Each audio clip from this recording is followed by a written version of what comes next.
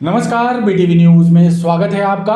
आइए खबरों की शुरुआत करते हैं इस खबर के साथ। नगर निगम में मेयर इन काउंसिल की बैठक 27 दिसंबर को शाम 4 बजे आयोजित है, जिसमें शहर विकास से जुड़े 11 मुद्दों पर विचार विमर्श कर स्वीकृति प्रदान की जाएगी। शामिल मुद्दों में फ्लाईओवर से संबंधित मुआवजा राशि के प्रकरण और अमृत योजना के कार्य भी शामिल हैं। विधानसभा चुनाव के बाद अब नगर निगम का कामकाज वापस पटरी पर आने लगा है। लंबे अंतराल के बाद मेयर इन काउंसिल की बैठक 27 दिसंबर को शाम 4 बजे आयोजित होगी। इस बैठक के एजेंडे में शहर विकास के जुड़े 11 प्रस्ताव शामिल हैं। इसमें अमृत योजना से संबंधित और फ्लाईओवर कार्य से संबंधित मुआवजा राशि के प्रकरण प्रमुखता के साथ शामिल हैं, जिन पर विचार विमर्श होगा। मानस भवन में आयोजित होने वाले सांस्कृतिक कार्यक्रमों के लिए विशेष परिस्थितियों में शुल्क में छूट दिए जाने के प्रस्ताव पर भी विचार विमर्श किया जाना तय है। न्यू ईयर और इसके पहले क्रिसमस पर्व को लेकर शहर और शहर के बाहर चल रहे होटल रेस्टोरेंटों पर आबकारी विभाग और पुलिस की पैनी निगाह है। होटल और रेस्टोरेंट्स में अवैध तरीके से शराब पिलाने को लेकर आबकारी विभाग लगातार छापामार कार्रवाई कर रहा है। इस कार्रवाई के दौरान बाईपास पर स्थित होटल विरासत पंजाब में दबिश दी गई, जहां अवैध रूप से शराब परोसी जा रही थी। इस मामले में आबकारी विभाग द्वारा विधिवत कार्रवाई की गई है। न्यू ईयर और इसके पहले क्रिसमस पर्व को देखते हुए आबकारी विभाग ने शहर और शहर के बाहर स्थित होटलों और रेस्टोरेंट्स में दबिश देना शुरू कर दिया है। फैमिली रेस्टोरेंट की आड़ में होटल और रेस्टोरेंट्स में अवैध रूप से शराब पिलाने की जांच करने आबकारी की टीम छापामार कार्रवाई कर रही है। इस कार्रवाई के दौरान आबकारी विभाग की टीम ने बाईपास पर स्थित एक फैमिली रेस्टोरेंट विरासत पंजाब में छापा मारा, जहां कई लोग शराब पीते हुए मिले। आबकारी विभाग की टीम ने यहां से शराब की बोतलें जब्त की और होटल संचालक के खिलाफ विधिवत कार्रवाई की है। ये होटल ढाबों की चेकिंग है, क्योंकि 25 दिसंबर से लेकर के 1 जनवरी तक अवैध मदिरा पान की शिकायतें आती हैं। उस परिप्रेक्ष्य में कार्रवाई है कि होटल ढाबों को देखा जाए कि क्या कैसा क्या है। तो इस सिलसिले में आज हमने पंजाब विरासत होटल को भी चेक किया। तो यहाँ पे कुछ लोग शराब पान करते हुए पाए गए, जिनके विरुद्ध हमने प्रकरण कायम कर लिया है। किस जगह पे है सर? ये नर्मदा तट से लगभग 3.5 किलोमीटर दूर है। 3.5 है। आबकारी अधिकारियों का कहना है कि नए वर्ष तक इस तरह का अभियान जारी रहेगा और होटलों रेस्टोरेंट्स में बिना अनुमति शराब पिलाए जाने वालों पर कार्रवाई की जाएगी। जिले में यातायात विभाग की ओर से एक बार फिर दोपहिया वाहन चालकों को वाहन चलाते समय हेलमेट धारण करने के लिए जागरूक करने का अभियान शुरू किया गया है। इस अभियान के तहत मंगलवार को यातायात विभाग के अधिकारियों ने दोपहिया वाहन चालकों को निःशुल्क हेलमेट वितरण किया।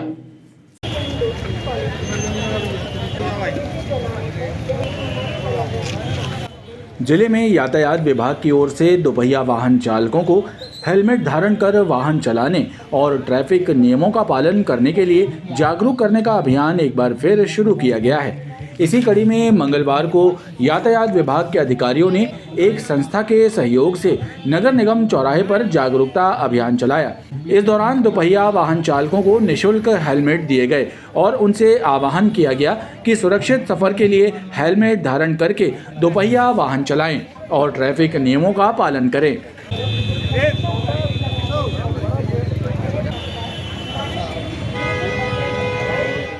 जबलपुर यातायात पुलिस का लगातार एसपी साहब के नेतृत्व में प्रयास है कि आम जनता किसी भी तरीके से अपनी सुरक्षा के लिए हेलमेट धारण करे।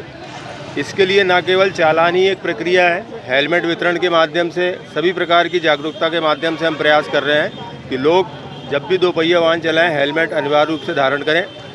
आज यहाँ पे जिनको हमने हेलमेट वितरण किया है, सबसे पहले हमने उनका लाइसेंस नंबर, उनका वाहन का रजिस्ट्रेशन नंबर और तमाम जानकारियाँ, मोबाइल नंबर ये आदि नोट किया हुआ है। अगर ये लोग इसके बाद भी बिना हेलमेट के पाए जाते हैं तो जो भी सख्त वैधानिक कार्रवाई होगी वो सुनिश्चित की जाएगी। कुल मिला के प्रयास ये है कि हेलमेट कोई ज़बरदस्ती नहीं है, आपकी सुरक्षा के लिए है। इसको अनिवार्य रूप से धारण करें, यातायात बनाने में हमें सहयोग प्रदान करें। धन्यवाद। यातायात विभाग के अधिकारियों ने वाहन चालकों से सिग्नल का पालन करने, सीट बेल्ट लगाकर 4 पहिया वाहन चलाने की भी अपील की। नगर की प्रतिभाओं के विकास के लिए प्रशस्त मंच के तौर पर कार्यरत गुंजन कला सदन का 66वां स्थापना दिवस हर्षोल्लास के साथ मनाया गया। इस अवसर पर शहीद स्मारक प्रेक्षागृह में विभिन्न रंगारंग प्रस्तुतियां हुई। साथ ही नगर की अलग अलग विभूतियों को अलंकरण सम्मान से सम्मानित किया गया। समारोह में पूर्व मंत्री और विधायक अजय बिश्नोई बतौर अतिथि शामिल हुए।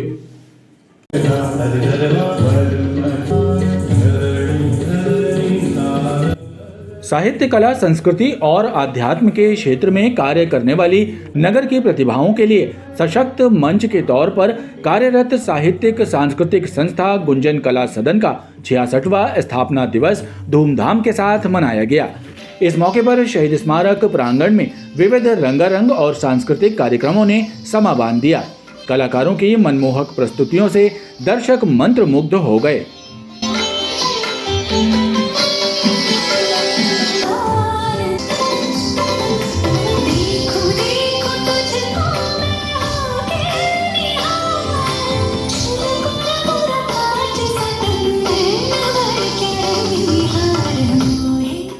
स्थापना दिवस के अवसर पर नगर की अलग अलग विभूतियों को अलंकरण सम्मान से नवाजा गया।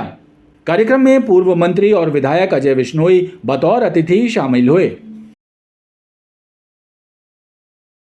हम संस्कारदानी की विभूतियों का सम्मान करने जा रहे हैं, जिनमें राजनेता, चिकित्सक, समाज सेवी और उद्योगपति, इनका आज हम सम्मान यहाँ पर कर रहे हैं। संस्था द्वारा रंगारंग कार्यक्रम का आयोजन किया गया है, जिसमें शहर के माने हुए संगीतकार रवि शुक्ला की ऑर्केस्ट्रा पार्टी अपना कार्यक्रम प्रस्तुत करेगी। स्थापना दिवस के अवसर पर आयोजित कार्यक्रम में बड़ी संख्या में शहर के गणमान्य नागरिक शामिल हुए और कार्यक्रम का लुत्फ उठाया। पुलिस कंट्रोल रूम में पुलिस अधीक्षक आदित्य प्रताप सिंह ने पुलिस अधिकारियों की बैठक ली। इस बैठक में धोखाधड़ी संबंधित दर्ज प्रकरणों की समीक्षा की गई। बैठक में पुलिस अधीक्षक ने सभी लंबित प्रकरणों की जानकारी हासिल की और प्रकरणों के निराकरण के लिए उचित दिशा निर्देश दिए। बीते वर्ष 2023 में पुलिस विभाग थानों में दर्ज प्रकरणों के निराकरण में जुटा हुआ है। जिले के पुलिस कप्तान आदित्य प्रताप सिंह लंबित प्रकरणों की मॉनिटरिंग कर रहे हैं। एसपी आदित्य प्रताप सिंह ने देर शाम पुलिस कंट्रोल रूम में पुलिस अधिकारियों की एक बैठक ली, जिसमें धोखाधड़ी संबंधी दर्ज और लंबित प्रकरणों की समीक्षा की गई। एसपी आदित्य प्रताप सिंह ने अधिकारियों को उचित दिशा निर्देश देते हुए प्रकरणों के निराकरण के निर्देश दिए हैं। पुलिस कंट्रोल रूम के सभागृह में एक जोन की जो है बैठक ली गई, जिसमें 420 के जो प्रकरण हैं उनकी समीक्षा की गई और निकाल के उचित निर्देश दिए गए हैं। पूर्णिमा के अवसर पर भेड़ाघाट स्थित हरे कृष्ण आश्रम से नर्मदा पंचकोशी परिक्रमा का आयोजन किया गया, जिसमें बड़ी संख्या में नर्मदा भक्त शामिल रहे। भेड़ाघाट स्थित हरे कृष्ण आश्रम से संकीर्तन प्रभात फेरी के साथ नर्मदा पंचकोशी परिक्रमा आरंभ की गई। गाजे बाजे के साथ निकली पंचकोशी परिक्रमा में देवभूमि से आए संत भी शामिल हुए।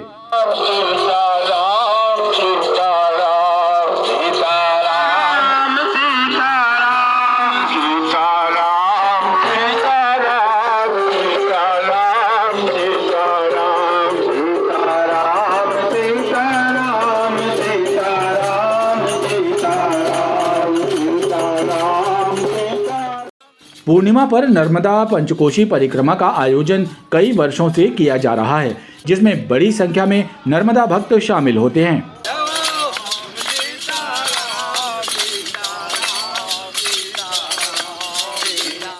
पिछले 5 वर्षों से श्री सीताराम संकीर्तन प्रभात फेरी का आयोजन प्रतिदिन सुबह 5 बजे से संपूर्ण नगर से प्रवटोनी में करते हैं।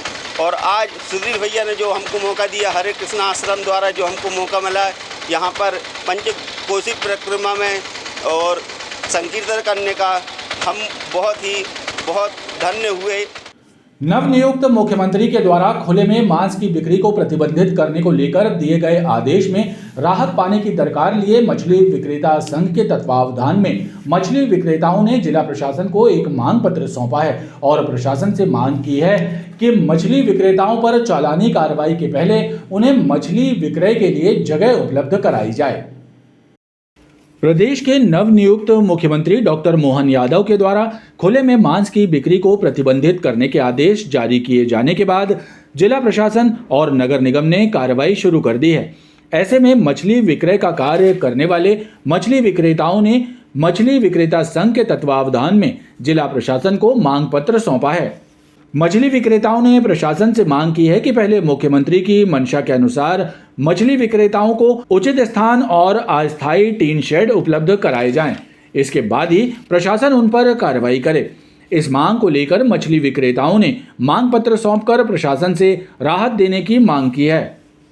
अगर ये खुले में व्यापार करते हैं, इनके लिए एक जगह दे दो, आप उनको टीन का शेड बना के दे दो ताकि वो मतलब एक व्यवस्थित जगह पे काम। तो अभी प्रशासन द्वारा उस ओर ध्यान नहीं दिया जा रहा है और बल्कि इनकी चालानी कार्रवाई, जैसा कि विदित है पूरे जबलपुर केवल शहर में मछली विक्रेता और मछली व्यवसाय से कम 1000 परिवार जुड़ा हुआ है। 500-600 रुपये जुर्माना होती, साथ में क्या होता पूरा का पूरा माल उठा के ले जाया जाता है इनका।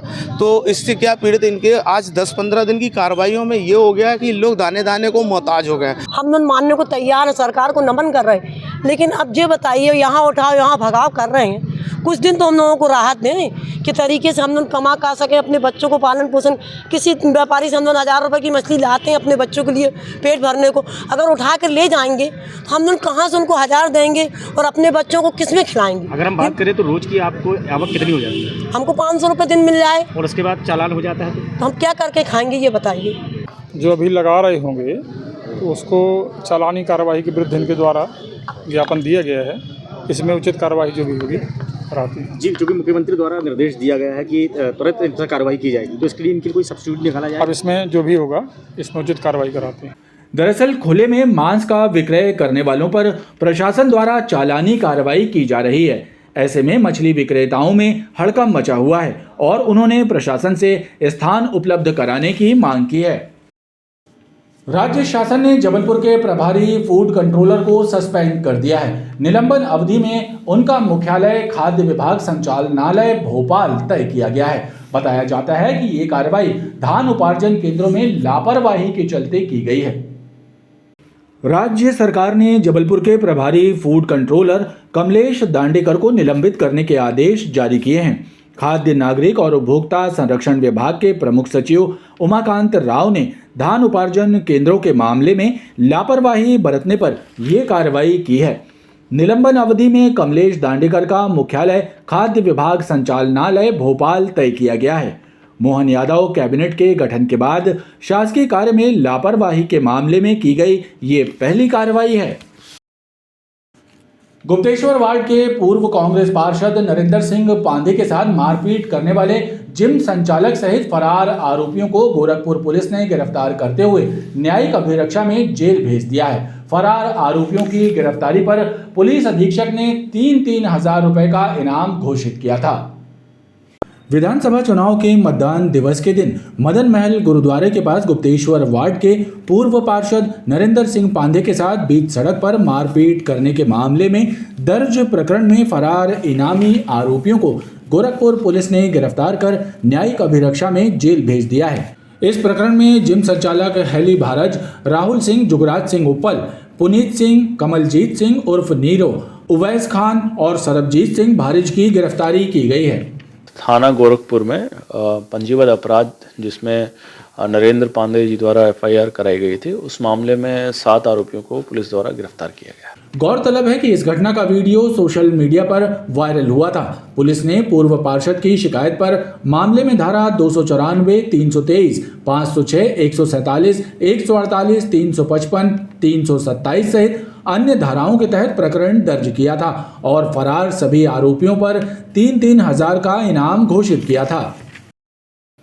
वनागर पुलिस ने मुड़िया रोड नहर के पास एक खेत में चल रहे जुए के फल पर छापा मारा। मौके से पुलिस ने आधा दर्जन जुआरियों को गिरफ्तार किया, जिनसे 38,600 रुपए बरामद किए गए हैं। पनागर पुलिस ने जानकारी देते हुए बताया कि मुड़िया रोड पर नहर के किनारे खेत में जुआ फड़ संचालित होने की जानकारी पर पुलिस टीम ने छापा मारा, जहां बल्ब की रोशनी में जुआरी जुआ खेल रहे थे।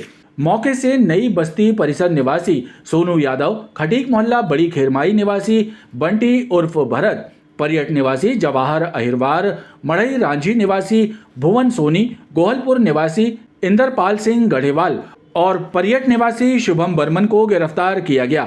इनके पास से 38,600 रुपए नकदी, ताश के पत्ते जब्त कर जुआ एक्ट का प्रकरण दर्ज किया गया है। जबलपुर के ग्वारीघाट थाने में पदस्थ एक एएसआई का वीडियो सोशल मीडिया पर वायरल हो रहा है। वीडियो में एएसआई ऑटो पर लाठी चलाकर ऑटो चालकों को भगा रहे हैं। बताया जा रहा है कि ये वीडियो रविवार का है, जब ग्वारीघाट मुख्य मार्ग पर जाम लग गया था। तभी थाने में पदस्थ एएसआई उत्तम यादव एक्शन मोड पर आ गए और उन्होंने बीच सड़क पर ही ऑटो पर लाठियां बरसाना शुरू कर दिया। पुलिस अधिकारी का ये रवैया लोगों में चर्चा का विषय बना हुआ है। वहीं इस वीडियो के वायरल होने के बाद पुलिस अधिकारी कुछ भी बोलने से बच रहे हैं। रामपुर चौक से ग्वारीघाट की ओर तेज रफ्तार में जा रही एक एसयूवी कार बीती रात अचानक अनियंत्रित होकर रेलिंग से जा टकराई। हालांकि कार के एयरबैग्स खुल जाने से कोई हताहत नहीं हुआ, लेकिन कार की रफ्तार से रेलिंग क्षतिग्रस्त हो गई। रामपुर चौक से ग्वारीघाट की ओर जा रही एक तेज रफ्तार एसयूवी कार बीती रात अनियंत्रित होकर एनएमटी की रेलिंग से टकरा गई। कार की रफ्तार इतनी तेज थी कि उसके एयरबैग्स खुल गए, जिससे कार चालक करण श्रीवास्तव बाल बाल बच गया। हादसे की खबर लगते ही रामपुर चौकी प्रभारी स्टाफ सहित मौके पर पहुंच गए थे, जिन्होंने चालक को कार से बाहर निकाला।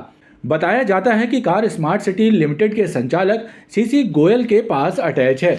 कार के पास अपर कलेक्टर और JCTSL लगी पट्टिका भी मिली थी। पनागर थाना क्षेत्र के ग्राम काला डुमार में एक युवक की लाश मिलने से हड़कंप मच गया। घटना की जानकारी मिलते ही पुलिस मौके पर पहुंच गई। प्रारंभिक पड़ताल में युवक की हत्या किया पाए जाने पर पुलिस ने मामले में हत्या का प्रकरण दर्ज कर मामले को जांच में लिया है। पनागर पुलिस से मिली जानकारी के मुताबिक ग्राम काला डूमर में स्थित एक खेत में शव मिलने की जानकारी पुलिस को मिली थी। इस जानकारी के बाद पुलिस घटनास्थल पर पहुंची और पड़ताल की गई। प्रारंभिक जांच में युवक की हत्या किया जाना प्रतीत होने पर पनागर थाने में अज्ञात लोगों के विरुद्ध हत्या का प्रकरण दर्ज किया गया है। पुलिस ने मृतक की शिनाख्त माढ़ोताल थाना क्षेत्र में रहने वाले सौरभ पटेल के रूप में की है। पुलिस ने शव को पोस्टमार्टम के लिए भेजा है और पूरे मामले की जांच की जा रही है। समस्त टीमें हमारी वैज्ञानिक तरीके से उसकी जांच पड़ताल की गई और लोगों को वहाँ बुलाया गया, तो उसकी जांच, उसकी जो पहचान सौरभ पटेल निवासी रॉयल एस्टेट माढ़ोताल जबलपुर के रूप में हुई है और उसमें ये स्पष्ट हुआ है कि उसकी हत्या, प्रारंभिक अवस्था में स्पष्ट हुआ है कि उसकी हत्या की गई है। अतः अज्ञात आरोपियों के विरुद्ध हत्या का अपराध पंजीबद्ध किया जा रहा है। वहाँ पर हमारी police team, FSL team, fingerprint team वगैरह वहाँ पहुँची हुई है, जो जांच पड़ताल कर रही है। रांझी में रहने वाले एक फैक्ट्री कर्मचारी और उसकी पत्नी के द्वारा एक मासूम बच्ची को घर में बंधक बनाकर रखने का मामला सामने आया। मंगलवार को पड़ोसियों ने पुलिस की मदद से बच्ची को दंपत्ति के कब्जे से मुक्त कराया। बच्ची छत्तीसगढ़ की रहने वाली है। पुलिस ने उसके माता पिता को जबलपुर बुलाया है। फिलहाल बच्ची को वन स्टॉप सेंटर भेजकर पुलिस मामले की जांच कर रही है। रांझी थाना क्षेत्र में रहने वाले एक फैक्ट्री कर्मचारी अभय गुप्ता और उनकी पत्नी द्वारा 12-13 वर्ष की एक मासूम बालिका को घर में बंधक बनाकर रखने का मामला सामने आया। मंगलवार को बच्ची ने पड़ोसियों से मदद की गुहार लगाई, जिसके बाद पड़ोसियों ने पुलिस की सहायता से बालिका को दंपत्ति के कब्जे से मुक्त कराया। पुलिस बच्ची को थाने लेकर आई, जहां उससे पूछताछ की गई तो बच्ची ने पुलिस को बताया कि वो छत्तीसगढ़ की रहने वाली है, जिसके बाद पुलिस अधिकारियों ने उसके माता पिता से संपर्क किया और उन्हें जबलपुर बुलवाया। पुलिस ने फिलहाल बालिका को वन स्टॉप सेंटर भेजा है और मामले की जांच शुरू कर दी है। बच्ची की मदद करने वाले पड़ोसियों ने फैक्ट्री कर्मी पर बच्ची को भूखा और बंधक बनाकर रखने और मारपीट करने के गंभीर आरोप लगाए हैं। अच्छा, उसको पूरा घर का काम कराते थे, लैट्रिन बाथरूम साफ करना सब कुछ कराते थे। चलो कोई बात नहीं है। फिर क्या हुआ, उसको खाना नहीं देते। उनका कहना ये है जो वो गांव वाले इतना खाते हैं। अरे भाई, जिस भरोसा में तुम लोग पेट के लिए कोई आया है तो उसको तो खाना। और ये है चाइल्ड लेबर, ये है 10 साल के नीचे वाला बच्चा। अभय गुप्ता नाम के व्यक्ति हैं जो रांची थाना अंतर्गत ही यहीं पास में रहते हैं। तो उनके घर में वो रहती थी और उसको थाने ले आके पूछताछ वगैरह की है। तो उसने ये बताया है कि मैं छत्तीसगढ़ की रहने वाली हूँ और मेरे जो माता पिता हैं छत्तीसगढ़ में रहते हैं। तो उनसे बातचीत हुई है तो उनके पेरेंट्स से, तो उनका ये कहना है कि हम 1-2 दिन में आके और जो भी चीज़ें हैं सॉर्ट आउट करेंगे, बातचीत करेंगे क्या कैसा मामला है। और तब तक के लिए बच्ची को वन स्टॉप सेंटर में सुरक्षार्थ वहाँ पे रखवाया जाए। सर, सोसाइटी वालों का कहना है कि बच्ची को खाना नहीं दिया जाता था और बंधक बना कर रखा था, ऐसा कुछ मामला भी लगता। अब वो सोसाइटी वालों का कहना है, लेकिन बच्ची से जो पूछताछ की गई है तो उसमें अभी ऐसी कोई बात बच्ची ने नहीं बताई है।